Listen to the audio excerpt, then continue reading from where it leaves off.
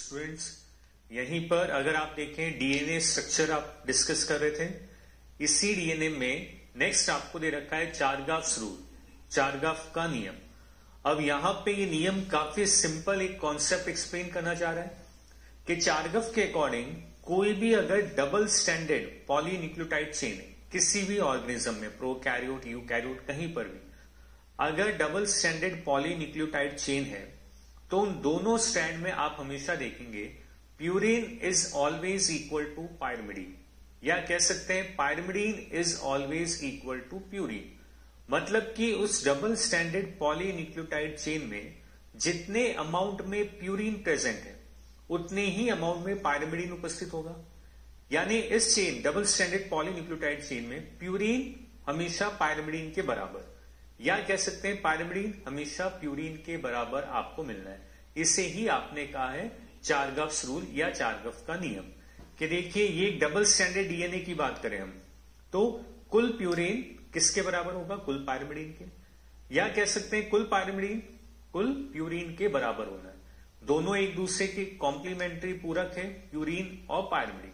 तो double standard DNA में हमेशा ये दोनों बिल्कुल बराबर मात्रा में आपको मिलने। यानी प्यूरिन में तो कौन है? एडेनिन गुआनिन, पायरिमिडीन में साइटोसिन और थाइमिन आपको मिलता है। स्टार्टिंग के इंट्रोडक्शन लेक्चर में हमने देखा था दो तरह के नाइट्रोजन बेस थे, प्यूरिन और पायरिमिडीन। प्यूरिन में adenine guanine, pyrimidine cytosine thymine. RNA होगा तो यूरेसिल आप कहते हैं। अब या फिर इसके लिए आप फॉर्मूला इस तरह से नोट कर सकते हैं, A plus G by C plus C is equal to 1 आपको यहां पर मिलना है। या फिर हम इस तरह से भी नोट कर सकते हैं, C plus T by A plus G is equal to 1। Value 1 ही आनी है कि दोनों इक्वल अमाउंट में आपको मिलना है। मीन्स की देखिए purine is equal to pyrimidine, तो एडेनिन प्यूरिन है और थाइमिन पायरिमिडीन, तो adenine is equal to pyrimidine, या फिर A by T is equal to 1 या T by A is equal to 1, कैसे भी आप रिप्रेजेंट कर सकते हैं।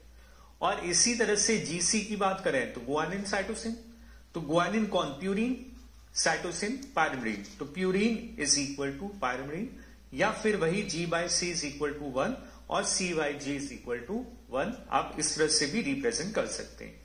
और ये जो नियम आप बता रहे हैं चारगाफ्स रूल, ये जैसा कि पहले ही मैंने कहा कि जो दो पॉलीन्यूक्लियोटाइड चेन है यानी जो डबल स्टैंडर्ड स्ट्रक्चर है वहां लागू होगा।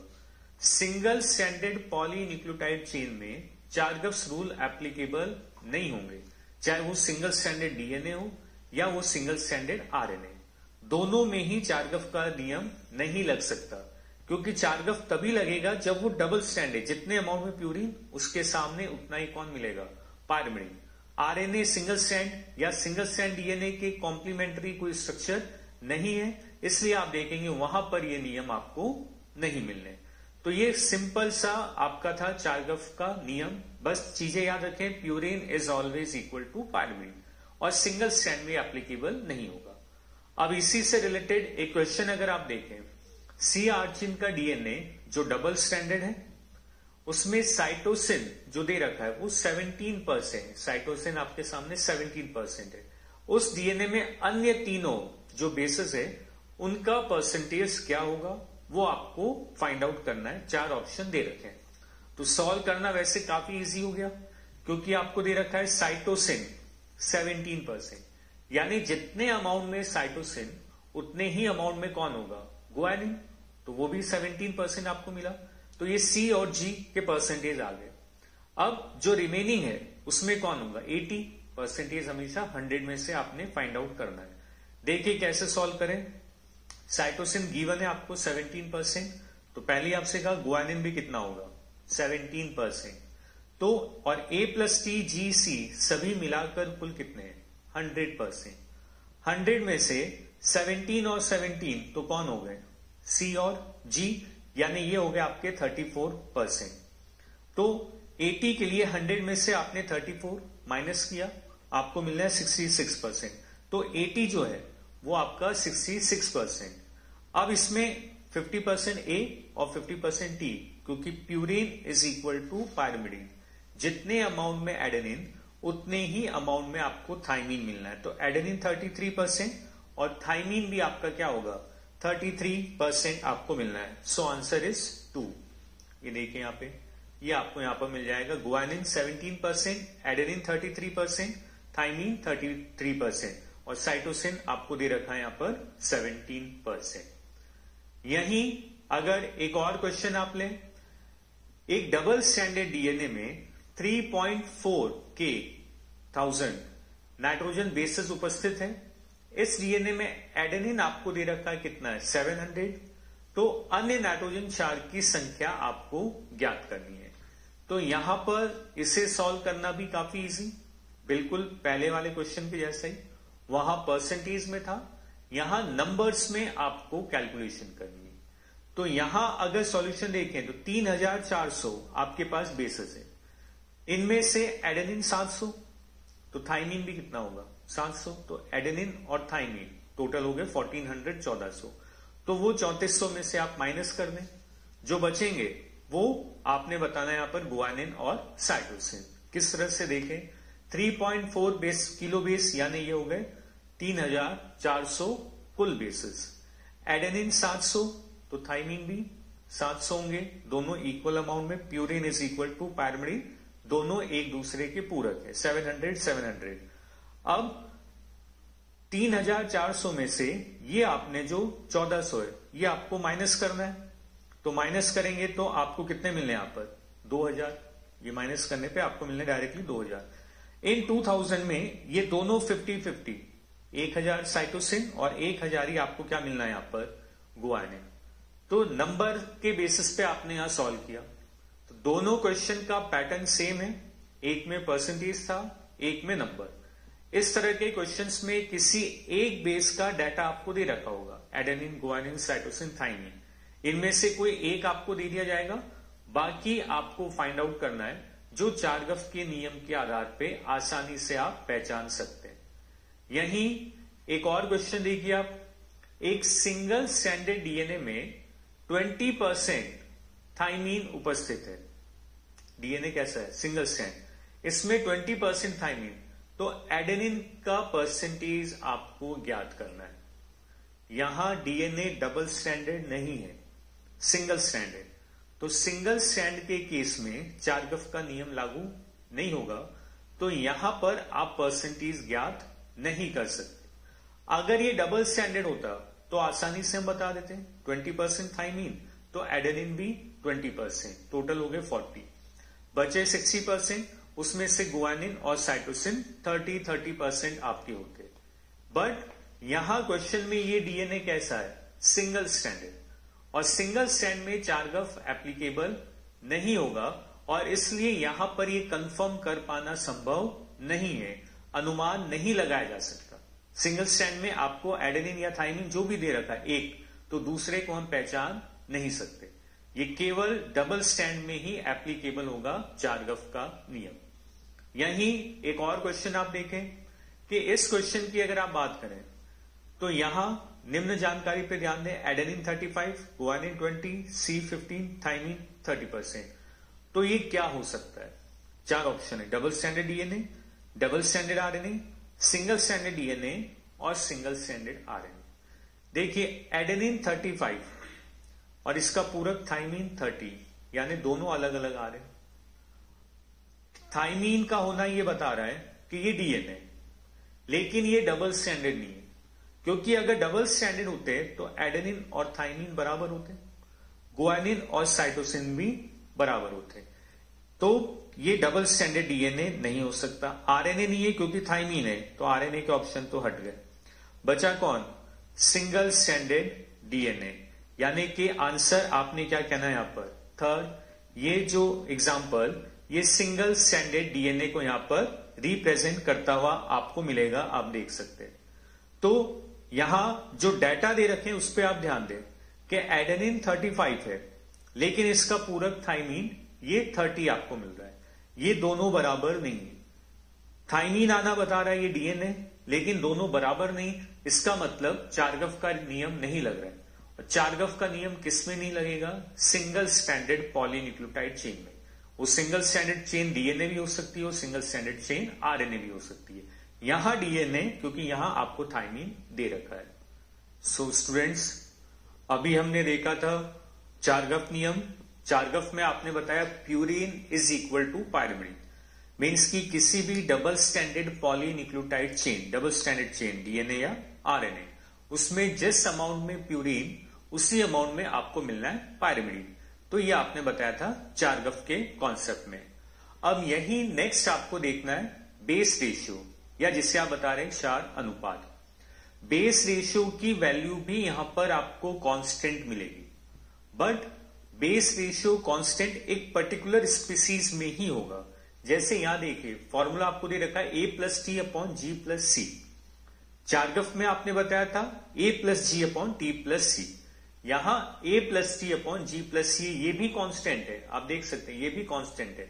बट जो भी दी गई स्पीसीज है एक पर्टिकुलर गिवन स्पीसीज के लिए कांस्टेंट होगा। चार्गफ आपने कहा था सभी में कांस्टेंट है, चाहे वो प्रोकैरियोट यूकैरियोट, किसी भी ऑर्गेनिज्म में डबल स्टैंडर्ड पॉलीन्यूक्लियोटाइड चेन को आप लें तो चार्गफ वैल्यू कांस्टेंट होगी। बट जो बेस रेशियो यानी कि क्षार अनुपात की हम बात करें, ये भी कांस्टेंट, बट ये एक स्पीसीज में कांस्टेंट है। ये species to species base ratio की वैल्यू चेंज होते जाएगी। यानी यहां पर बेस रेशियो या क्षार अनुपात की बात करें तो प्रोकैरियोट में डिफरेंट होगा, यूकैरियोट में डिफरेंट होगा, दोनों में अलग अलग होंगे।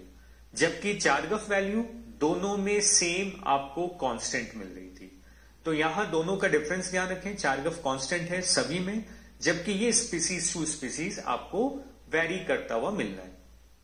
अब यहीं पर अगर आप देखें कि किसी डीएनए में अगर 80 कंटेंट एडेनिन और थाइमिन, ये कंटेंट जीसी से ज्यादा है, डीएनए में 80 जीसी 4 तरह के बेसिस हमें मिलते हैं, तो अगर किसी डीएनए में 80 बेसिस जीसी से ज्यादा है तो उसे आपने कहना है 80 टाइप डीएनए।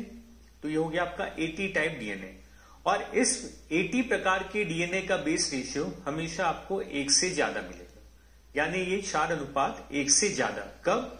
अगर डीएनए में 80 कंटेंट आपको ज्यादा मिले। जैसे एग्जांपल आपको दे रखा है यूकैरियोटिक डीएनए, तो जो भी यूकैरियोट्स है उन यूकैरियोटिक डीएनए में बेस रेशियो की वैल्यू 1 से ज्यादा होगी। और अगर कहा जाए चार्गफ, तो चार्गफ कांस्टेंट आपको मिलना है। इसी तरह से डीएनए में अगर जीसी कंटेंट ज्यादा है, गुआनिन और साइटोसिन, जीसी ज्यादा देख रहे हैं 80 के कंपैरिजन में, तो इस डीएनए को आप कहेंगे जीसी टाइप डीएनए। 80 ज्यादा होने पे हमने कहा 80 टाइप डीएनए, जीसी ज्यादा होने पर आपने कहना है जीसी टाइप डीएनए। और जीसी टाइप डीएनए का बेस रेशियो जो हम देख रहे हैं 1 से कम, ये 1 से अधिक था और ये 1 से कम आपको मिलना है। Example prokaryotic DNA. तो जैसा पहले ही आपसे कहा गया कि बेस रेशियो की वैल्यू स्पीसीज टू स्पीसीज अलग अलग होगी। आप देख सकते हैं प्रोकैरियोट में बेस रेशियो की वैल्यू 1 से कम, जबकि यूकैरियोट में बेस रेशियो की वैल्यू आपको 1 से ज्यादा मिलती है। और चार्गफ में हमने कहा था कि सभी में चार्गफ की वैल्यू कांस्टेंट होगी, purine is equal to pyrimidine, आपने वहां एक्सप्लेन किया था। अब यही 2 टर्म आपको दे रखे हैं, डीनेचुरेशन एंड रीनेचुरेशन। दोनों काफी सिंपल टर्म है। क्या मीनिंग इनका? आपके सामने एक डबल स्टैंडर्ड डीएनए आप यहां देख रहे हैं, अब इसे आपने डीनेचर करना है। तो डीनेचुरेशन के लिए आप इस डीएनए को हाई टेम्परेचर प्रोवाइड कर सकते हैं। यहां पर डीनेचुरेशन में आप देखिए कि जो ये double standard DNA single standard DNA में कन्वर्ट हुआ है, यानी डीएनए ओपन। हमने पहले भी डिस्कस किया है कि डीएनए डबल स्टैंडर्ड स्ट्रक्चर है और दोनों स्ट्रैंड आपस में हाइड्रोजन बॉन्ड्स के द्वारा जुड़े हुए। अगर डीएनए के इन हाइड्रोजन बॉन्ड्स को हम ब्रेक करें तो ये दोनों स्ट्रैंड सेपरेट हो गए, यानी double standard DNA single standard DNA में कन्वर्ट हुआ। और इसी को आपने यहां पर कह रखा है डीनेचुरेशन। और डीनेचर करने के लिए टेम्परेचर आप यहां पे यूज में ले रहे हैं। यहां पर जो बॉन्ड्स है उसे ब्रेक करने के लिए हम टेम्परेचर को यूज में लेंगे। और हाई टेम्परेचर पे आप देखते हैं डीएनए डीनेचर हो गया। एंजाइम्स के थ्रू भी आप इन्हें डीनेचर कर सकते हैं, टेम्परेचर के थ्रू भी। यहीं पर अगला टर्म है रीनेचुरेशन। अगेन रीनेचर होना, रिकॉइलिंग, यानी ये दोनों सिंगल स्ट्रैंड्स फिर से आपस में जुड़ जाएंगे हाइड्रोजन बॉन्ड के द्वारा और फिर से बन जाएगा डबल स्टैंडर्ड डीएनए। इसे आपने कहना है रीनेचुरेशन। तो दो अलग अलग टर्म है आपके सामने, डीनेचुरेशन, रीनेचुरेशन। सिंपल सी बात, अगर डीएनए के हाइड्रोजन बॉन्ड्स टूट रहे हैं और ये double stranded DNA single strand में कन्वर्ट हुआ तो आपने कहना है डीनेचुरेशन। और दोबारा से अगर ये रीजॉइन हो रहा है, फिर से इनके बीच हाइड्रोजन बॉन्ड बन रहा है, तो उसे आपने कह देना है रीनेचुरेशन। यानी ब्रेकिंग ऑफ हाइड्रोजन बॉन्ड या सेपरेशन ऑफ बोथ स्ट्रैंड, दोनों स्ट्रैंड का अलग अलग होना, यह कहलाएगा डीनेचुरेशन। दोनों स्ट्रैंड्स का फिर से जुड़ना, उसे आप कहेंगे रीनेचुरेशन। अब यहीं पर आपसे कहा गया है कि वह तापमान जिस पर डीएनए का 50% कुंडलियां अकुंडलित हो जाती है, डीनेचुरेशन की बात की जा रही है कि जिस टेम्परेचर पे आप डीएनए को डीनेचर कर रहे हैं, वहीं पर 50% डीएनए अगर मेल्ट हो जाता है यानी सेपरेट होंगे, तो उसे कहा जाता है मेल्टिंग पॉइंट ऑफ डीएनए या मेल्टिंग का तापमान। टीएम केमिस्ट्री वगैरह में आप पढ़ते भी, टीएम किसे कहा गया, मेल्टिंग टेम्परेचर या मेल्टिंग पॉइंट। अब डीएनए का मेल्टिंग पॉइंट किसे बताया गया है कि वह तापमान जिस पर डीएनए का 50% जो कुंडली है वो अकुंडलित हो जाए। ये डीनेचुरेशन से ही बता रहे हैं। डीनेचुरेशन में हमने कहा कि डीएनए के दोनों स्ट्रैंड अलग होंगे। अलग करने के लिए हमने फैक्टर लिया टेम्परेचर यानी कि तापमान। अब जिस तापमान पर डीएनए के दोनों स्ट्रैंड 50% तक अलग हो जाए, उस तापमान टेम्परेचर को आप कहेंगे मेल्टिंग पॉइंट या टीएम आपने यहां पर बताना है। जैसे देखिए यहां दे रखा है 65 डिग्री आपको दे रखा है टेम्परेचर, इस पे 50% डीएनए अकुंडलित हो गए, ये हाफ आधा डीएनए खुल गया है, तो ये हुआ इसका यहां पर मेल्टिंग पॉइंट। 100% डीएनए कब खुलेगा, इस टेम्परेचर पर 94 डिग्री पर, तो 94 पे कंप्लीटली डीनेचर हो जाएगा। तो ये जो टेम्परेचर है इसे आप कहेंगे TM, melting point of DNA, कि जिस तापमान पर डीएनए 50% अनवाइंड हो जाता है, खुल जाता है, उसे आपने कहना है यहां पर टीएम। और 100% इस टेम्परेचर पे आप देख सकते हैं 100% पूरी तरह से ओपन होता हुआ आपको यहां पर मिल रहा है। तो यहीं पर टीएम जो आपने बताया कितना हुआ 65, क्योंकि डेफिनेशन दे रखी है। टीएम कौन, वह तापमान जिस पर डीएनए का 50% डीएनए अनवाइंड हो। 50% अनवाइंड हुआ कितने पर आप देख रहे हैं 65 पे, आपने बता दिया 65 यहां। अब यही डीएनए का मेल्टिंग पॉइंट के लिए एक पॉइंट बात कह रखी है कि डीएनए का जो टीएम है वो एक्चुअल में किस पे डिपेंड कर रहा है, तो जीसी की मात्रा पर निर्भर करेगा। तो अगर जीसी की मात्रा ज्यादा है तो टीएम भी ज्यादा होगा, और जीसी की मात्रा कम है तो टीएम मेल्टिंग पॉइंट या मेल्टिंग टेम्परेचर भी कम होगा। क्यों ऐसा, ये भी आपको स्टार्टिंग के लेक्चर में बताया गया है कि एटी के बीच में डबल हाइड्रोजन बॉन्ड्स हैं और जीसी में ट्रिपल हाइड्रोजन बॉन्ड्स आपको मिलते हैं। तो ऑब्वियसली जीसी में बॉन्ड्स की संख्या ज्यादा है, तो उनको ब्रेक करने के लिए ज्यादा एनर्जी, ज्यादा टीएम की जरूरत होगी। एटी टाइप डीएनए की बात करें तो एटी में डबल हाइड्रोजन बॉन्ड है, यानी हाइड्रोजन बॉन्ड्स की संख्या कम है। जीसी में 3 यानी हाइड्रोजन बॉन्ड्स की संख्या ज्यादा, एटी में 2 मतलब कि हाइड्रोजन बॉन्ड्स की संख्या कम है। तो जिसमें हाइड्रोजन बॉन्ड्स की संख्या कम होगी उसका टीएम भी कम होगा, और जिसमें हाइड्रोजन बॉन्ड्स की संख्या ज्यादा है उनका टीएम भी ज्यादा होगा। तो देखिए यहां पर अधिक जीसी की मात्रा का अर्थ है उच्च मेल्टिंग पॉइंट, टीएम आपको ज्यादा मिलना है। जैसे TM of GC type DNA greater than TM of eighty type DNA. ये पॉइंट अभी आपसे कहा गया कि अगर हम एटी टाइप डीएनए और जीसी टाइप डीएनए को कंपेयर करें तो जीसी टाइप डीएनए का मेल्टिंग पॉइंट ज्यादा होगा। क्यों ज्यादा होगा, क्योंकि उसमें बॉन्ड्स, हाइड्रोजन बॉन्ड्स की संख्या ज्यादा है। एटी टाइप डीएनए में टीएम कम होगा, क्यों, क्योंकि वहां हाइड्रोजन बॉन्ड्स की संख्या कम है। जीसी में 3 हाइड्रोजन बॉन्ड्स मिलते हैं और एटी में आपको 2 डबल हाइड्रोजन बॉन्ड्स मिलते हैं। तो रीनेचुरेशन, डीनेचुरेशन, और फिर आपने इसे टीएम से कंपेयर किया कि डीएनए के हाइड्रोजन बॉन्ड्स का टूटना, दोनों स्ट्रैंड्स का अलग होना, डीनेचुरेशन। दोनों स्ट्रैंड्स का फिर से जुड़ना, रीनेचुरेशन। अब डीनेचर करने के लिए अगर आप यूज में लेते हैं टेम्परेचर, तापमान, तो जिस टेम्परेचर पर डीएनए 50%, लगभग आधा 50% ओपन हो रहा है, अनवाइंड हो रहा है, तो उसे आपने कहना है टीएम। और टीएम जीसी कंटेंट पे निर्भर करेगा।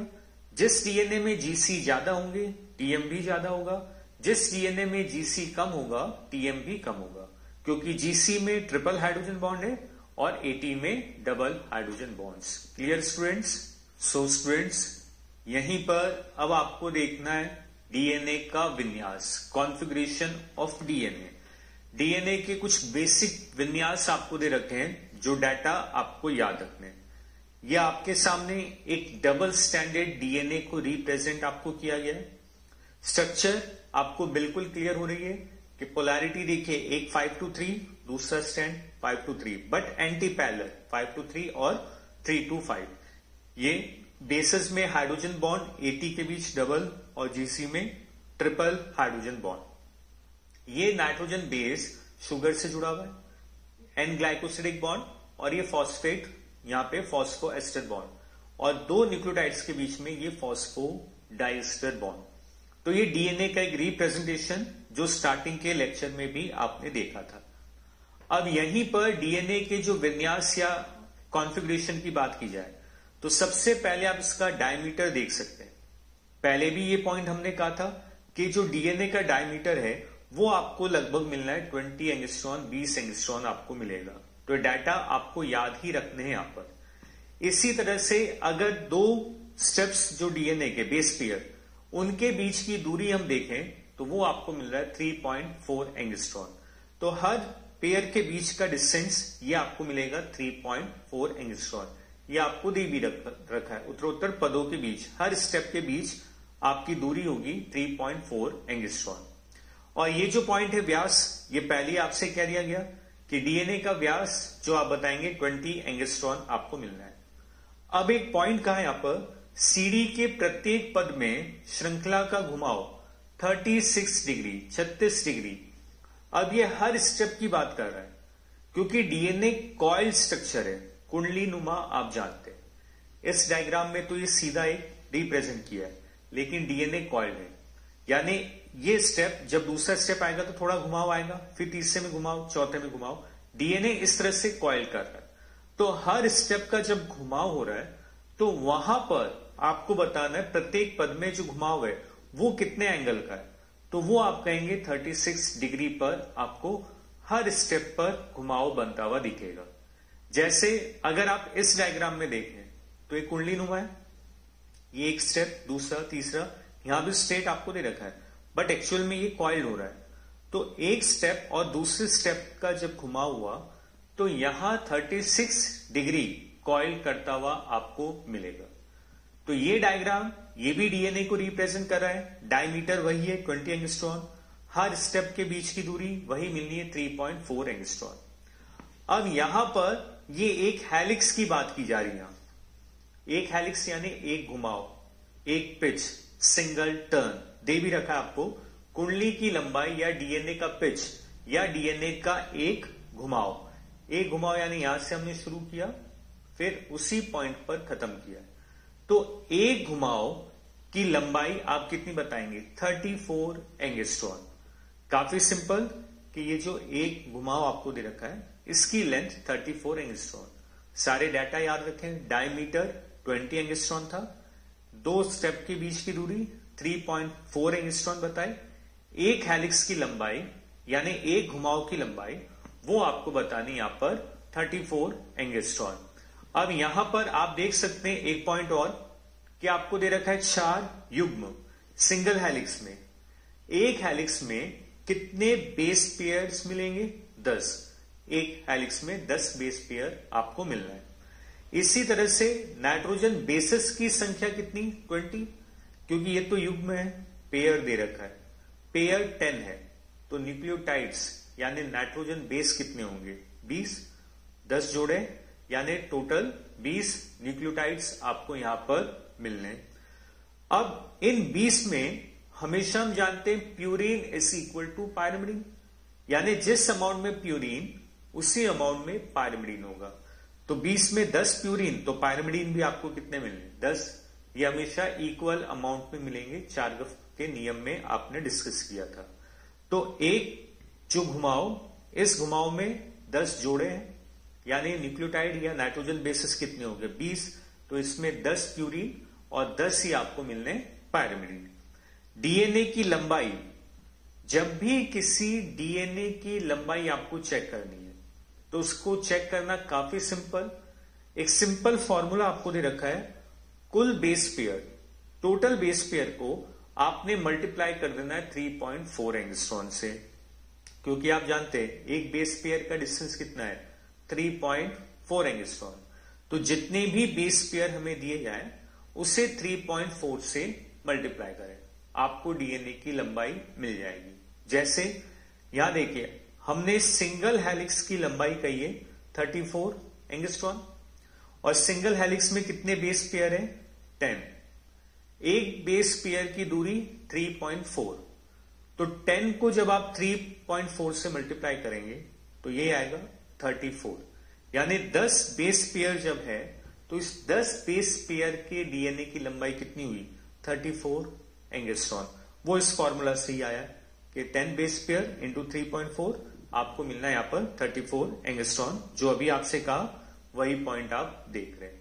तो एक बेस पेयर की लंबाई है 3.4, और सिंगल हेलिक्स में 10 बेस पेयर है तो उस हेलिक्स की लंबाई आपने बतानी है 34 एंगस्ट्रॉन, यहां आपको मिल रहे हैं। अब यहीं इस डीएनए में आपको दो टर्म दिख रहे हैं, major groove, minor groove. Groove यानी कि जो खांच बनता हो हम देख रहे हैं। इस कॉइलिंग में आप देखें, यहां बड़े साइज का ग्रूव बन रहा है, वृहद खांच आप कह सकते हैं, और यहां देखिए काफी छोटी एक खांच बन रही, इसे आपने कहना है माइनर ग्रूव। तो जब डीएनए जो कि कॉइल्ड स्ट्रक्चर है, इसके कॉइलिंग में आप देखेंगे alternate major minor major minor major minor groove, आपको इस तरह की खांच आपको दिखाई देगी, एक वृहद और एक आपको छोटा, फिर बड़ा एक छोटा आपको खांच दिखेगी। तो इस पूरे डीएनए में कई सारे ऐसे मेजर और माइनर ग्रूव बनते हुए आपको यहां पर दिखाई देने। यहीं पर अगर एक सिंपल सा क्वेश्चन आपके सामने लिया जाए इसी पॉइंट से रिलेटेड, कि आपको एक डबल स्टैंडर्ड डीएनए दे रखा है, इसमें ध्यान रखिए 2000 बेस पेयर है, जोड़े आपको दे रखे, 2000 बेस पेयर आपको दे रखे। निम्न की संख्या ज्ञात कीजिए। क्या क्या ज्ञात करना है, एक तो नाइट्रोजन बेसिस के नंबर, प्यूरिन आपको ज्ञात करना है, पायरिमिडीन, न्यूक्लियोटाइड्स की संख्या, फॉस्फेट की संख्या, ribose sugar, N glycosidic bond और डीएनए की लंबाई। ये चीजें आपको यहां पर 1 बाय 1 देखनी है। तो क्वेश्चन ध्यान रखिए, double standard DNA 2000 base pair है, जोड़े आपको दे रखे हैं, और इन सभी की संख्या ज्ञात करनी है। तो अगर एक बार डीएनए को फिर से हम देखें क्वेश्चन के लिए, ये वही डबल स्टैंडर्ड डीएनए आप देख सकते हैं, यह हाइड्रोजन बॉन्ड दोनों स्ट्रैंड के बीच, ये फॉस्फोराइस्टर बॉन्ड, ये आप बताते हैं एन ग्लाइकोसिडिक बॉन्ड, ये फॉस्फो एस्टर बॉन्ड, ये आपको क्या रखा है हाइड्रोजन बॉन्ड, एटीजीसी आपको दे रखे हैं। अब हमें यहां पर जो क्वेश्चन पूछा गया है उसका आंसर देना है कि अगर किसी डीएनए में 2000 बेस पेयर है तो नाइट्रोजन बेसिस कितने होंगे। नाइट्रोजन बेसिस, अगर इस डीएनए की हम बात करें तो यहां कितने बेस पेयर है, 1 2 3 जोड़े हमें मिल रहे हैं, एक पहला पेयर, दूसरा पेयर, तीसरा पेयर। इस डायग्राम में 3 पेयर आपको दिख रहे हैं, यानी नाइट्रोजन बेसिस कितने हुए डबल, 1 2 3 4 5 6 डबल हम बता रहे हैं। तो यहां भी नाइट्रोजन बेसिस कितने बताएंगे डबल, कितने होंगे 4000, क्योंकि 2000 जोड़े हैं तो सिंगल यूनिट कितनी होगी डबल 4000। अब पूछा है प्यूरिन और पायरिमिडीन की संख्या, तो चारगफ का नियम बोलता है कि डबल स्टैंडर्ड चेन में जितने अमाउंट में प्यूरिन उतना ही पायरिमिडीन, दोनों हमेशा इक्वल होंगे। तो 4000 का इक्वल 50-50%, 2000 आपको मिलेंगे प्यूरिन और 2000 ही आपको मिलने पायरिमिडीन। अब पूछा गया न्यूक्लियोटाइड्स की संख्या, न्यूक्लियोटाइड कितने होंगे। जैसे यहां आप देख सकते हैं कितने न्यूक्लियोटाइड है, ये न्यूक्लियोटाइड किसे कहता है, शुगर, बेस और फॉस्फेट, ये मिलकर बनता है एक न्यूक्लियोटाइड। ये देखिए सुगर बेस फॉस्फेट, ये एक न्यूक्लियोटाइड, 2 3 4 5 6 3 पेयर है, तो ऑब्वियसली 6 न्यूक्लियोटाइड आपको दिखेंगे, यानी कि डबल। तो जब 2000 न्यूक्लियोटाइड यहां बेस पेयर है तो न्यूक्लियोटाइड्स डबल आपको करने 4000। फॉस्फेट कितने होंगे? जितने न्यूक्लियोटाइड्स हैं, क्योंकि हर न्यूक्लियोटाइड में एक एक फॉस्फेट है, तो ये भी आपको मिलना है 4000। राइबोज शुगर आपको कितने मिलेंगे? 0। क्यों?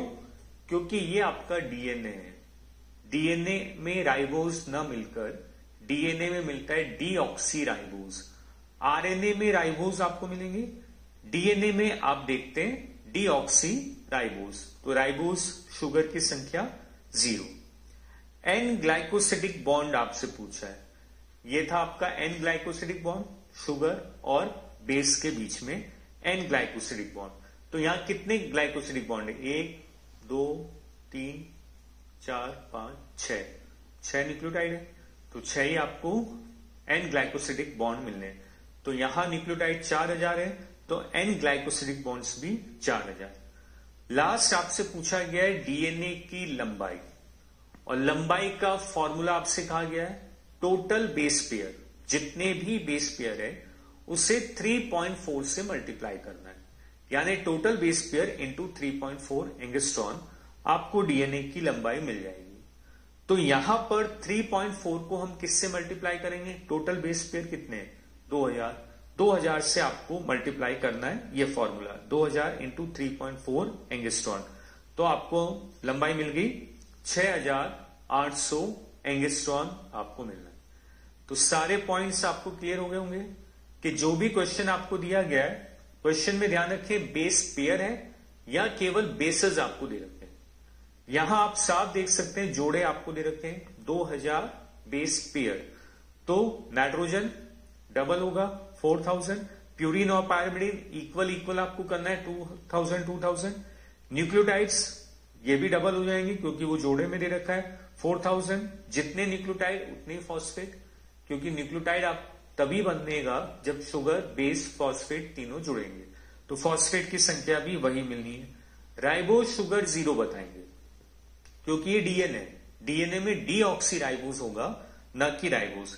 एन ग्लाइकोसिडिक बॉन्ड हर न्यूक्लियोटाइड में ये आपको मिलेगा, तो जितने न्यूक्लियोटाइड्स उतने ही N glycosidic bond.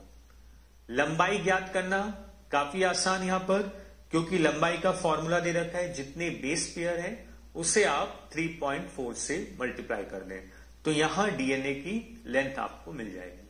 Clear students? So students, यही डीएनए के टॉपिक में आप देख रहे हैं नेक्स्ट कुछ प्राणियों में 4 युग्म, यानी कुछ एग्जाम्पल आपको दे रखे हैं कुछ ऑर्गेनिजम्स के, उनमें आपको याद रखने कितने बेसेस आपको मिल रहे हैं, या बेस पेयर्स मिल रहे हैं, या कह सकते हैं न्यूक्लियोटाइड्स मिल रहे हैं। एनसीईआरटी के ही कुछ डाटा है एग्जाम्पल के फॉर्म में जो आपको याद रखना है। इसे हमने टेबुलर फॉर्म में अरेंज किया है, जिसमें 2 कॉलम आप देखेंगे। फर्स्ट में प्राणी यानी ऑर्गेनिज्म आप लिखेंगे, और दूसरे में आपको बताना है उनमें कितने बेस पेयर्स की संख्या है, या बेसेस की संख्या, या कह सकते हैं न्यूक्लियोटाइड्स की संख्या। एक एक लेते हुए आप चलेंगे। सबसे पहला अगर बैक्टीरियोफेज हम लेते हैं 5X174 बैक्टीरियोफेज, तो इसमें आप देख सकते हैं 5386 ये न्यूक्लियोटाइड्स है आपको यहां पर देखने को मिल रहा है। लैम्ब्डा बैक्टीरियोफेज अगर आप देखें तो 48,502 बेस पेयर्स, यहां आप देख सकते हैं ये पेयर्स आपको दे रखा है, जबकि यहां पेयर नहीं है, ये डिफरेंस ध्यान रखें। नेक्स्ट ई कोलाई की बात करें तो 4.6 इंटू 10⁶ बेस पेयर्स आपको मिलेंगे। ह्यूमन मानव की बात करें तो मानव में 2 कैटेगरी में आपने बताना है, एक हैप्लॉइड और डिप्लॉइड। हैप्लॉइड अगुणित सेल जिसे आप बताते हैं कोशिका, और द्विगुणित कोशिका यानी कि डिप्लॉइड सेल। दोनों में अलग अलग बेस पेयर्स आपको मिलते हैं N2N के फॉर्म में, जिसे हम रिप्रेजेंट करते भी है।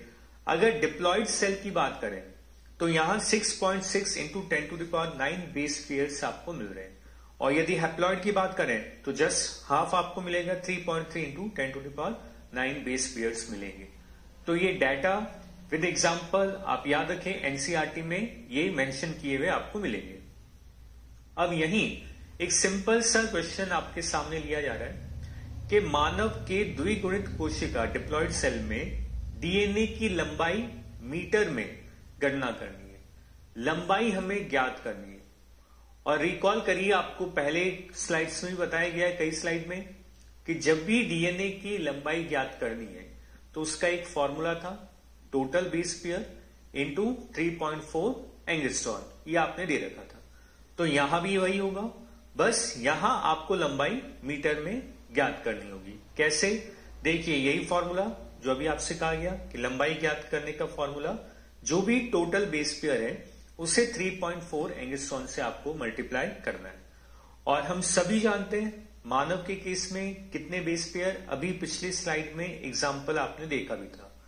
तो ह्यूमन में टोटल बेस पेयर 6.6 इंटू 10⁹, ये टोटल बेस पेयर हुआ। अब इस टोटल बेस पेयर को 3.4 एंगस्ट्रॉम से आपने मल्टीप्लाई करना है। सो 3.4 इंटू 10⁻10 आपने कहा। तो यहां पर मीटर में आप देखें तो कैलकुलेशन करने पे आपको आंसर मिलना है 2.244 मीटर्स, मीन्स की अप्रोक्स 2 मीटर के आसपास तक का आपको डीएनए यहां पर मिलना है। Clear students? सो स्टूडेंट्स, यहीं पर अगर हम देखें डीएनए जैसा कि स्टार्टिंग में हमने बताया था कि डीएनए कॉमनली एक डबल स्ट्रैंडेड स्ट्रक्चर है, यानी कि वो एक द्विरज्जुक संरचना है। बट डीएनए सिंगल स्ट्रैंडेड के फॉर्म में भी आपको मिल सकता है। अब यहां आपको देखना है कि डीएनए कहां सिंगल स्ट्रैंड के फॉर्म में और कहां डबल स्ट्रैंड में आपको मिल रहा है, कहां ये सर्कुलर यानी वृत्ताकार वलयाकार संरचना के रूप में मिले और कहां ये रेखीय यानी लीनियर फॉर्म में मिल सकता है। तो देखें, एक चार्ट की तरह आपके सामने आप देख सकते हैं अपनी स्क्रीन पर कि डीएनए सिंगल स्ट्रैंडेड एकल रज्जुक और ये द्विरज्जुक यानी डबल स्ट्रैंडेड। सिंगल स्ट्रैंड की बात करें तो सिंगल स्ट्रैंडेड डीएनए काफी कम देखने को मिलेगा, और किसमें एग्जांपल दे रखे हैं, कुछ वायरसेस में आपको सिंगल स्ट्रैंडेड डीएनए देखने को मिल सकता है। तो यहां वायरसेस में देखने को मिलता है single stranded DNA, bacteriophage 5X174, इनमें आप देख सकते हैं। Double stranded DNA most common, जो मोस्ट कॉमन डीएनए हमें देखने को मिलता है वो है हमारा डबल स्ट्रैंडेड डीएनए। और डबल स्ट्रैंडेड डीएनए अब दो तरह के आपको यहां पर देखने को मिल सकते हैं। एक तो बता रहा है लीनियर यानी ये इस तरह से, ये जिसे हम कॉमन है, मोस्ट कॉमन आप देखते हैं डबल स्ट्रैंडेड लीनियर डीएनए। और एक आपको कहा गया सर्कुलर, इस तरह से ये double stranded but circular form में आपको देखने को मिलेगा। तो जो डबल स्ट्रैंड, ये दोनों डबल स्ट्रैंड आप देख सकते हैं, जो दोनों है, चाहे वो रेखीय चाहे वो सर्कुलर, ये डबल स्ट्रैंडेड डीएनए हम बता रहे हैं। अब लीनियर डीएनए की बात करें तो लीनियर डीएनए यानी कि रेखीय डीएनए, ये कॉमनली हमें देखने को मिलता है किसमें, यूकैरियोट्स में, मोस्ट कॉमन। एनसीईआरटी का जो आप देखेंगे कवर पेज, उसमें भी इस तरह से डीएनए की संरचना दी रखी है, 2 लाइन क्रॉस करते हुए, यानी डीएनए कॉमनली डबल स्ट्रैंडेड होगा और रेखीय लीनियर फॉर्म में आपको मिलता है। एग्जाम्पल यूकैरियोट्स में डबल स्ट्रैंडेड लीनियर डीएनए आपको देखने में मिलता है। और यूकैरियोट में भी कहा, सेल में, न्यूक्लियस में आप देख सकते हैं, जिसे आप बता रहे हैं केंद्रकीय DNA, nuclear DNA.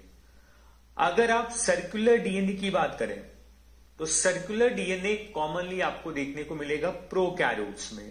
Prokaryotic DNA ये कैसा होगा, डबल स्ट्रैंडेड सर्कुलर। तो यूकैरियोट्स में डबल स्ट्रैंडेड लीनियर, प्रोकैरियोट्स में डबल स्ट्रैंडेड सर्कुलर। बट यहीं पर आप देखें 2 कोशिकांग यानी सेल ऑर्गेनेल्स आपको दे रखे हैं, कौन कौन से, एक तो माइटोकॉन्ड्रिया और दूसरा हरित लवक। इन दोनों का डीएनए भी कैसा होगा, डबल स्ट्रैंडेड सर्कुलर डीएनए। यानी कि जो यूकैरियोटिक सेल है, यूकैरियोटिक सेल के न्यूक्लियस का डीएनए तो डबल स्ट्रैंडेड लीनियर है, लेकिन जो साइटोप्लाज्म में माइटोकॉन्ड्रिया या हरित लवक जो उपस्थित है, वहां आपको डीएनए प्रोकैरियोट जैसा ही देखने को मिलेगा, डबल स्ट्रैंडेड सर्कुलर। तो लीनियर डबल स्ट्रैंडेड केवल न्यूक्लियस में मिलेगा, न्यूक्लियस के बाहर साइटोप्लाज्म में माइटोकॉन्ड्रिया और हरित लवक में डबल स्ट्रैंडेड सर्कुलर डीएनए आपको मिलना है। और प्रोकैरियोट में भी कौन सा, डबल स्ट्रैंडेड सर्कुलर डीएनए आपको मिलता है। तो चार्ट ध्यान रखें, डीएनए 2 तरह से आपने बताया, सिंगल स्ट्रैंडेड और double stranded. Single stranded viruses में आपको मिल सकता है, डबल स्ट्रैंडेड प्रोकैरियोट यूकैरियोट दोनों में मिल रहे हैं। लेकिन डबल स्ट्रैंडेड डीएनए दो प्रकार के, एक लीनियर रेखीय और एक सर्कुलर। रेखीय मिलता है आपको यूकैरियोट्स में, सर्कुलर आपको मिलते हैं प्रोकैरियोट्स में। सर्कुलर यूकैरियोट में भी मिलते हैं, बट कहां पर? माइटोकॉन्ड्रिया और हरित लवक में, क्योंकि जो न्यूक्लियस का डीएनए वो आपका लीनियर फॉर्म में यहां आपको मिलेंगे। अब अगर आप यहीं पर देखें तो यहां डीएनए को उनके कॉइलिंग की डायरेक्शन के बेसिस पर दो कैटेगरी में आपने डिवाइड किया है। देखिए, घूर्णन की दिशा के आधार पर दो प्रकार के डीएनए कुंडलीनुमा संरचना है। तो कॉइलिंग की डायरेक्शन या तो राइट साइड में हो या कॉइलिंग लेफ्ट साइड में हो। तो डीएनए राइट साइड में कॉइल कर रहा है या लेफ्ट साइड में कॉइल कर रहा है, उस बेसिस पर हमने डीएनए को दो कैटेगरी में डिवाइड किया है। सबसे पहले दक्षिणावर्त की बात करें, राइट हैंडेड डीएनए होगा, और जो लेफ्ट हैंडेड है उसे आपने वामावर्त डीएनए कहा है। राइट हैंडेड डीएनए में आपने बताया B DNA, most common DNA, जिसको हमने डिटेल में भी डिस्कस किया है। बी डीएनए वॉटसन और क्रिक ने इसका डबल हेलिकल मॉडल भी दिया है। और लेफ्ट साइड में कॉइल करने वाला डीएनए कौन सा है? Z DNA. तो डीएनए राइट साइड में कॉइल करेगा वो मोस्ट कॉमन है बी डीएनए, जो लेफ्ट साइड में कॉइल करेंगे वो जेड डीएनए।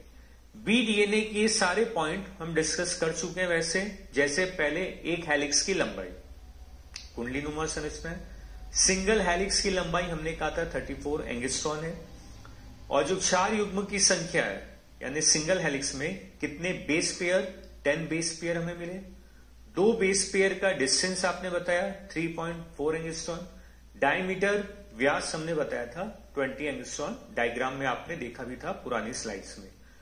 अब ये सभी तो बी डीएनए के पॉइंट्स हम डिस्कस किए। सेम यही पॉइंट अगर आप जेड डीएनए के लिए देखें तो जेड डीएनए के एक हेलिक्स की लंबाई कितनी है? 45.6 एंगस्ट्रॉन। दोनों का कंपैरिजन भी हो गया कि बी डीएनए में हेलिक्स की लंबाई 34 एंगस्ट्रॉन है, जबकि जेड डीएनए जो आपका लेफ्ट साइड में कॉइल करता हुआ, इसमें सिंगल हेलिक्स की लंबाई 45.6 एंगस्ट्रॉन आपको मिल रहा है। बी डीएनए में सिंगल हेलिक्स में कितने बेस पेयर हमें मिले? 10 बेस पेयर, जबकि यहां सिंगल हेलिक्स में 12 बेस पेयर आपको मिल रहे हैं, या इसे 6 डाइमर्स बता सकते हैं, क्योंकि यहां डाइमर के फॉर्म में न्यूक्लियोटाइड्स जुड़ते हैं। तो यहां केवल आप याद रखें कि इधर सिंगल हेलिक्स में 10 बेस पेयर है, यहां 12 बेस पेयर आपको मिलेंगे। यहां 2 बेस पेयर का जो डिस्टेंस है 3.4 एंगस्ट्रॉन, यहां थोड़ा ज्यादा है 3.75 एंगस्ट्रॉन आप बताएंगे। यहां डायमीटर 20 एंगस्ट्रॉन और यहां डायमीटर 18.4 एंगस्ट्रॉन। तो ये ए और बी डीएनए के जो कॉन्फ़िगरेशन है उनका एक डिफरेंस टेबुलर फॉर्म में आप देख सकते हैं। मेन आप याद रखिए, बी डीएनए के सारे डाटा अच्छे से आपको याद होने चाहिए, एनसीईआरटी में मेंशन है। राइट साइड में कॉइल करने वाला डीएनए बी, लेफ्ट साइड में कॉइल करने वाला जो डीएनए आप बताएंगे जेड डीएनए आपने कहना है। यहीं पर अब देखिए एक टर्म आपके सामने, डीएनए का ही टर्म यहां पे लिया गया है, पैलिंड्रोमिक सीक्वेंस या पैलिंड्रोमिक डीएनए। किसे कहेंगे? पैलिंड्रोम। कई बार जब आप डीएनए के बेसिस को रीड आउट करते हैं, A T G C T A G C basis, reading की डायरेक्शन 5 प्राइम से 3 प्राइम की ओर हमें चलना है, शुरुआत के लेक्चर्स में आपको बताया गया था। तो कई बार जब हम किसी चीज को रीड आउट कर रहे हैं तो राइट टू लेफ्ट और लेफ्ट टू राइट हम अगर रीडिंग लें तो उसका सेम ही मीनिंग निकल कर आए, सेम सीक्वेंस आपको मिले, तो इस तरह के सीक्वेंसेस को कहा जाता है पैलिंड्रोमिक सीक्वेंस। जैसे अगर हम लिखते हैं कटक, तो कटक को अगर आप पढ़ें किसी भी डायरेक्शन से तो वही वर्ड्स आपको मिलेंगे क ट क, और उल्टा भी एक वही मिलेगा क ट क, यानी उल्टा सीधा एक समान। तो डीएनए में भी अगर हम नाइट्रोजन बेसिस को रीड करें किसी भी डायरेक्शन से तो यहां भी उल्टा सीधा एक समान सीक्वेंस हमें मिले, तो उन सीक्वेंसेस को आप कहेंगे पैलिंड्रोमिक सीक्वेंस या पैलिंड्रोमिक डीएनए। जैसे अगर यहां एक सीक्वेंस हमने लिया डबल स्ट्रैंड का, देखिए यहां से सी सी जी जी टी ए सी सी जी जी, अब यहां से रीडिंग लीजिए, CCGGTA CCGG, दोनों डायरेक्शन में आप देख सकते हैं सेम सीक्वेंस आपको मिल रहा है। यहां पर कहीं कोई डिफरेंस नहीं है। यहां भी CCGG, ये देखिए CCGG, फिर TA CCGG CCGG। तो ऐसे सीक्वेंस न्यूक्लियोटाइड्स का क्रम दोनों सिरों से जो समान आपको मिले उन सीक्वेंसेस को आप कहेंगे पैलिंड्रोमिक सीक्वेंस। और बायोटेक्नोलॉजी में इन सीक्वेंसेस को आप काफी ज्यादा यूज में लेते हैं। तो अभी केवल इसका मीनिंग ध्यान रखें, क्या यूज है वो बायोटेक में आप देखेंगे। तो डीएनए के दोनों सिरों से अगर हम रीडिंग लें और जो सीक्वेंस एक समान आपको मिले उन्हीं सीक्वेंसेस को आप कहेंगे पैलिंड्रोमिक सीक्वेंसेस। क्लियर स्टूडेंट्स, यहीं पर नेक्स्ट टॉपिक है आपका पैकेजिंग ऑफ डीएनए। डीएनए को पैक करना है हमें। यहां पर अगर हम देखें यहां पर तो एक फॉर्मूला आपको बताया गया था डीएनए की लंबाई ज्ञात करने का, और फॉर्मूला वो था कि total base pair into 3.4 angstrom, यानी जितने भी बेस पेयर है उसे 3.4 एंगस्ट्रॉन से हम मल्टीप्लाई करें। हमने क्वेश्चन भी किया था ह्यूमन के केस में कि अगर ह्यूमन के डीएनए की लंबाई हम ज्ञात करें मीटर में तो आंसर लगभग आपके 2 मीटर के आसपास आपको मिला था। तो माइंड में ये सवाल भी कि इतना लेंथी डीएनए, लगभग 2 मीटर के आसपास का डीएनए कैसे सेल और सेल में न्यूक्लियस में पैक फॉर्म में, कि 2 मीटर तक का डीएनए न्यूक्लियस के अंदर कैसे पैक कॉम्पैक्ट फॉर्म में वो रह सकता है। तो वही आज आपको यहां पर समझना है कि कैसे 2 मीटर तक का लंबा डीएनए पैक होकर सेल में अरेंज हुआ है। और इसी टॉपिक को आपने नाम दे रखा है पैकेजिंग ऑफ डीएनए।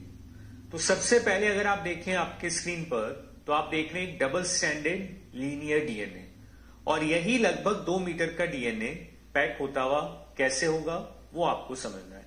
तो ये डबल स्टैंडर्ड लीनियर डीएनए, इसी डीएनए को हम देखें तो ये एक्चुअल में एक प्रोटीन से अटैच होगा, जिस प्रोटीन को हमने नाम देना है हिस्टोन। यहां दे रखा है हिस्टोन प्रोटीन द्वारा पैकेजिंग आपको मिलेगी। तो ये डबल स्टैंडर्ड डीएनए, ये डीएनए हिस्टोन से अटैच होंगे और इनके अटैचमेंट पर आपको इस तरह की संरचना मिलेगी जिसे हम नाम देते हैं क्रोमेटिन। तो देखिए पहले ये फ्री डीएनए जैसे हिस्टोन पे कॉइल हुआ, इस संरचना को आपने नाम दिया क्रोमेटिन।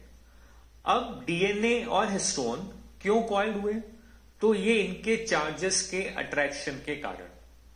आप सभी जानते हैं डीएनए पर कौन सा charge? Negative charge. Negative charge का कारण फॉस्फेट ग्रुप, शुरुआती लेक्चर्स में हमने डिस्कस किया था। तो जो डीएनए हम देख रहे हैं, इस डीएनए पे आपको मिलना है नेगेटिव चार्ज और कारण आप बता रहे हैं फॉस्फेट ग्रुप। इसी तरह से अब हिस्टोन पे आइए, क्योंकि यहां पर जो आप देख रहे हैं हिस्टोन, ये डीएनए से अटैच हो रहा है, तो हिस्टोन पे आपको मिलेगा पॉजिटिव चार्ज। तो ये पॉजिटिव और नेगेटिव दोनों अट्रैक्ट होंगे। तो डीएनए नेगेटिव चार्ज है, हिस्टोन पॉजिटिव चार्ज, दोनों अट्रैक्ट होंगे और बनेगा यहां पर क्रोमेटिन। डीएनए पे क्यों नेगेटिव चार्ज? आपने कहा फॉस्फेट। इसी तरह से हिस्टोन पर पॉजिटिव चार्ज आने का रीजन आप बताते हैं बेसिक अमीनो एसिड आर्जिनिन और लाइसिन। इनके कारण आप देखेंगे यहां पर आपको मिलता है पॉजिटिव चार्ज।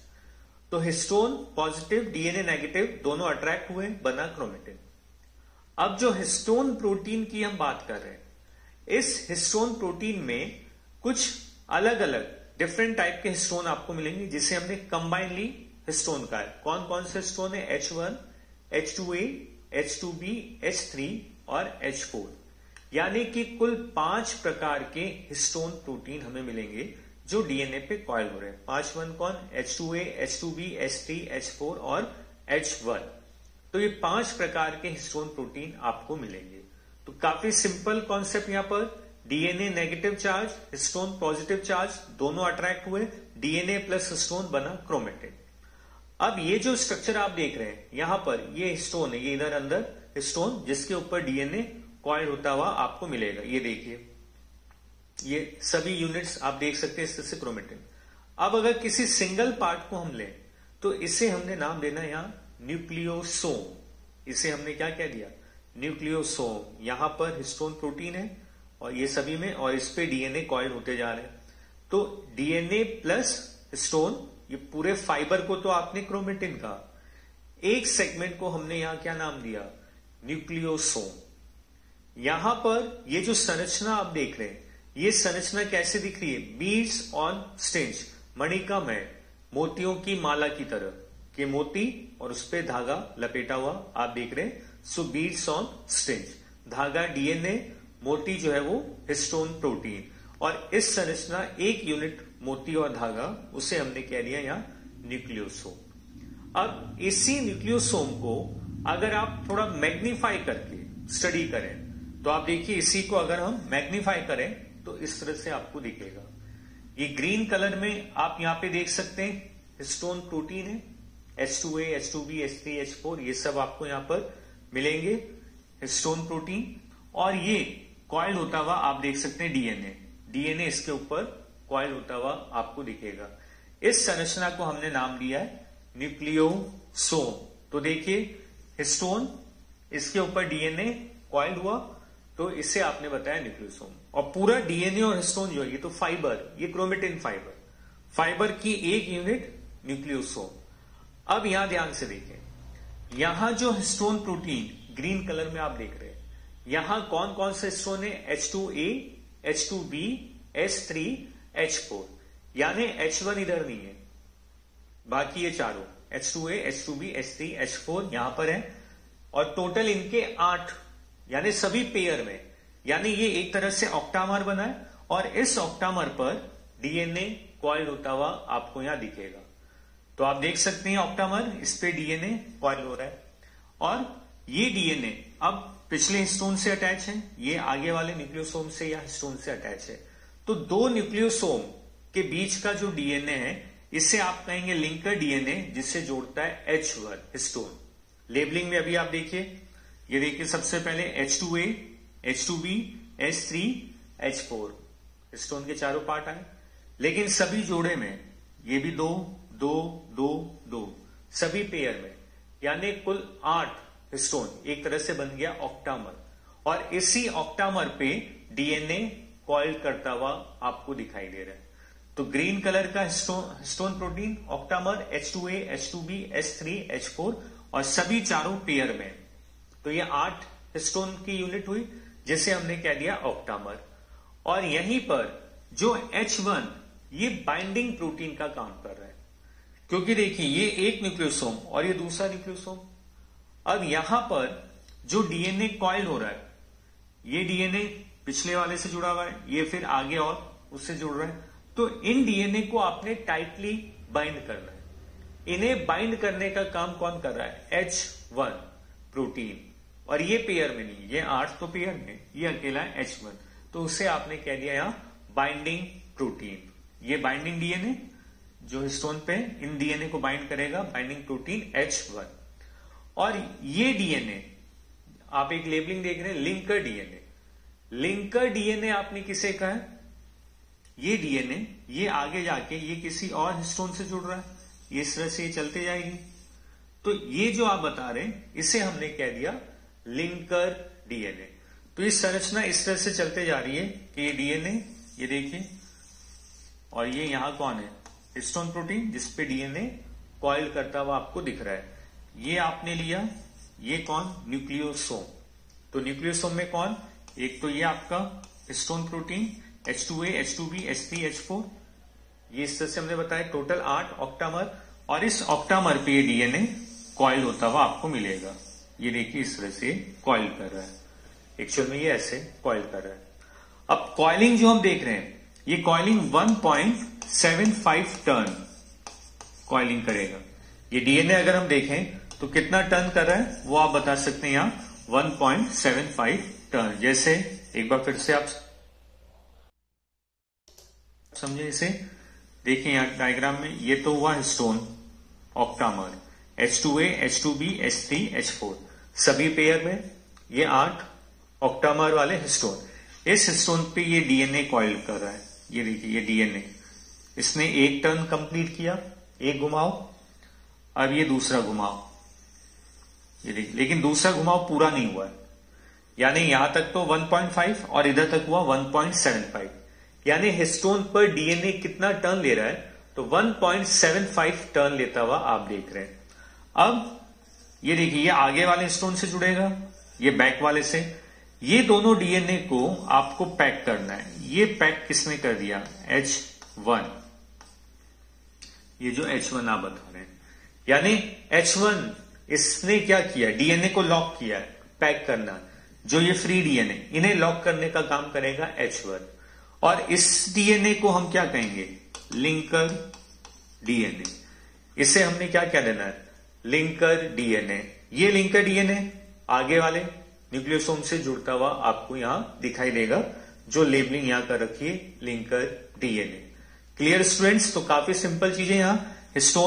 हिस्टोन पे आप देख सकते हैं डीएनए टर्न ले रहा है, 1.75 टर्न लिया, और इन फ्री डीएनए को लॉक करेगा कौन, H1। अब ये जो डीएनए टर्न लेता हुआ आप देख रहे हैं, इस डीएनए में टोटल कितने बेस पेयर, तो वो आपको याद रखने 200 बेस पेयर, यानी यहां पे आपको मिलने 200 बेस पेयर। तो एक न्यूक्लियोसोम में कितने बेस पेयर हुए पूछा जाए तो 200 बेस पेयर, यानी न्यूक्लियोटाइड्स की संख्या हो गई 400, बेस पेयर 200 है, तो न्यूक्लियोटाइड जस्ट डबल आपको बताने 400। तो ये काफी सिंपल डायग्राम आपको बताया गया है कि डीएनए किस तरह से आप देख सकते हैं, यहां पर कॉइल करता हुआ आपको मिल रहा है। ये था आपका डीएनए, और ये डीएनए हिस्टोन से जुड़ा, तो इस तरह से आपको मिलेगा क्रोमेटिन। क्रोमेटिन की एक यूनिट न्यूक्लियोसोम, मैग्नीफाई करने पे आपको इस तरह से दिखेगा ये न्यूक्लियोसोम। न्यूक्लियोसोम में जो आप बता रहे हैं हिस्टोन या ऑक्टामर है, इस पे डीएनए टर्न लेगा, लिंकर डीएनए को जोड़ने का काम करेगा H1 प्रोटीन, और एक न्यूक्लियोसोम में 200 बेस पेयर्स आपको मिलेंगे। ये आप ध्यान रखें। यहीं इसी से रिलेटेड एक सिंपल क्वेश्चन आपसे पूछा गया है, मानव के द्विगुणित कोशिका में न्यूक्लियोसोम की संख्या ज्ञात करनी है। डिप्लॉयड सेल में कितने न्यूक्लियोसोम्स हो सकते हैं? काफी सिंपल है ज्ञात करना। एक सीधा सा फॉर्मूला हम लगा सकते हैं यहां कि देखिए, एक न्यूक्लियोसोम में कितने बेस पेयर हमें मिले, 200 बेस पेयर।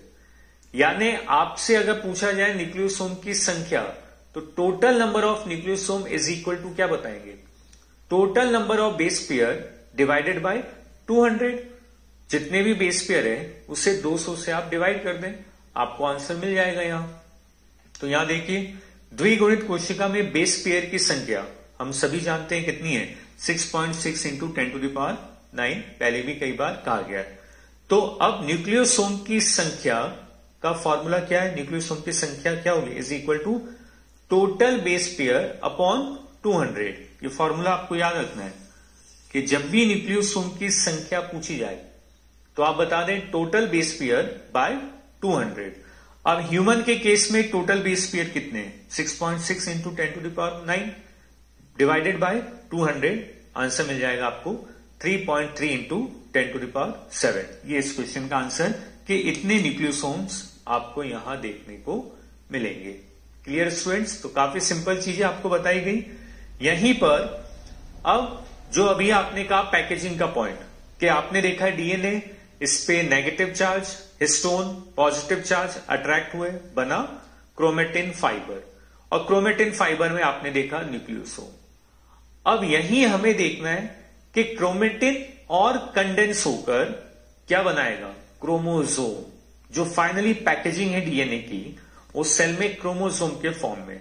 तो डीएनए, ये फ्री डीएनए हिस्टोन से अटैच होते क्या बना, क्रोमेटिन, और ये क्रोमेटिन और कॉम्पैक्ट होगा तो बनेगा क्रोमोसोम बनता हुआ मिलना है। देखिए किस तरह से डीएनए हिस्टोन प्रोटीन आप बता रहे हैं, डीएनए और हिस्टोन, क्रोमेटिन हमने कहा भी था। अब यहीं पर H1 क्या करता है, ये जितने भी लिंकर डीएनए, इन लिंकर डीएनए को लॉक करता है, यानी ये और कॉम्पैक्ट होगा। तो कॉम्पैक्ट होने पर ये इस तरह की संरचना दिखेगी। इस स्ट्रक्चर को हम कहेंगे सोलेनॉइड। देखिए थिकनेस बढ़ते जा रही है, 2 nm, 10, 30 थिकनेस बढ़ रही है क्योंकि आप इसे कॉम्पैक्ट करते जा रहे हैं। और यहां पे देखिए ये न्यूक्लियोसोम है, ये सभी कौन, न्यूक्लियोसोम। तो यहां 1 2 3 4 5 6 न्यूक्लियोसोम। ये 6 न्यूक्लियोसोम के स्ट्रक्चर को हम कहते हैं वन सोलेनॉइड। फिर 1 2 3 4 5 6 ये एक और सोलेनॉइड, 1 2 3 4 5 6 ये एक और सोलेनॉइड। तो ऐसे कई सारे सोलेनॉइड्स बनते हुए आपको मिल रहे हैं। डीएनए, क्रोमेटिन और कॉम्पैक्ट हुआ, आपको मिल रहा है यहां सोलेनॉइड। अब यहीं पर अगर आप देखें तो ये सोलेनॉइड और पैक होंगे। प्रोफेज में आपको दिखाई भी देता है कोशिका विभाजन के समय, ये और कॉम्पैक्ट होकर क्या बनाएगा, क्रोमोसोम।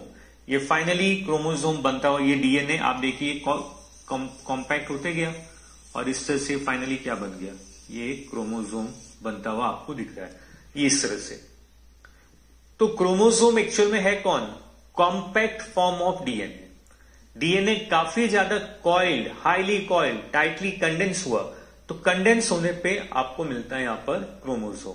तो डीएनए, हिस्टोन, क्रोमेटिन, फिर सोलेनॉइड और फाइनली कॉम्पैक्ट होके क्या बनाया इसने, क्रोमोसोम। यहीं पर फाइनली जो कॉइलिंग हो रही है, इस कॉइलिंग में यहां आप देख सकते हैं सोलेनॉइड में कुछ प्रोटीन है, non histone protein, non histone chromosomal protein या नॉन हिस्टोन प्रोटीन या एनएचसी प्रोटीन हम कह सकते हैं। ये एनएचसी प्रोटीन फाइनल कॉम्पैक्टिंग में हेल्प करता हुआ आपको दिखेगा। और ये जो एनएचसी प्रोटीन आपको दे रखे हैं, इनके 3 कार्य बताए गए।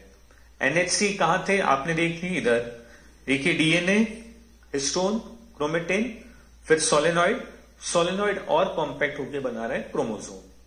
इन्हीं सोलेनॉइड्स के बीच बीच में हमें नॉन हिस्टोन क्रोमोसोमल प्रोटीन मिल रहे हैं। नॉन हिस्टोन क्रोमोसोमल प्रोटीन यहां इसे क्रोमोसोम यानी कॉम्पैक्ट करने में हेल्प करता है। इसके मुख्य रूप से 3 कार्य बताए गए यहां पर। सबसे पहला संरचनात्मक, यानी वही गुणसूत्र का निर्माण करना, जो सोलेनॉइड उसे टाइटली कॉइल करके क्रोमोसोम बनाता है। कौन, NHC protein, non histone protein. Other than histone जो प्रोटीन, उसे आपने कहा नॉन हिस्टोन प्रोटीन।